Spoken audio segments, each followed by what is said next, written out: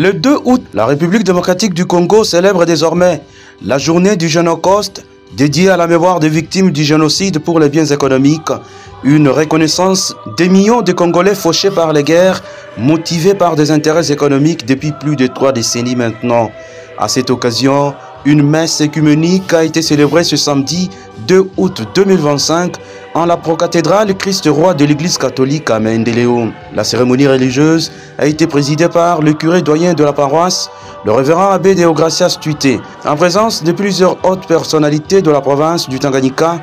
dont le vice-gouverneur de province, l'honorable Isidore Kabwelongo, le vice-président de l'Assemblée provinciale, l'honorable Alvar Lubuli Kaluta, les membres du comité provincial de sécurité, ceux du gouvernement provincial et du cabinet du gouverneur de province, les chefs de division de l'administration publique, le point focal du FONAREV au Tanganyika, ainsi que de nombreuses autres personnalités civiles et religieuses. Durant son homélie, le révérend abbé Tuité, qui s'est appuyé sur les Saintes Écritures, notamment les livres de Genèse et Luc, a invité l'ensemble de la population du Tanganyika à cultiver la cohésion sociale, la paix, l'amour du prochain et l'amour de la patrie, des valeurs fondamentales pour la reconstruction et le développement durable. Cette journée a été l'occasion pour tous de se recueillir et d'avoir une pensée pieuse pour les millions de Congolais victimes de violences avec un lourd bilan humain, plus de 10 millions de morts, des millions de déplacés internes et des personnes en situation humanitaire critique,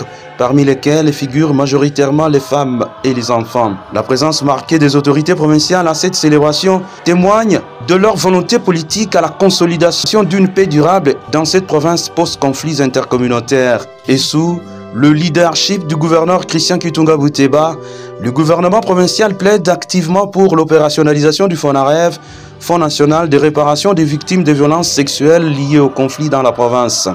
Le gouvernement provincial déploie également de nombreux efforts pour la restauration d'une paix durable sur l'ensemble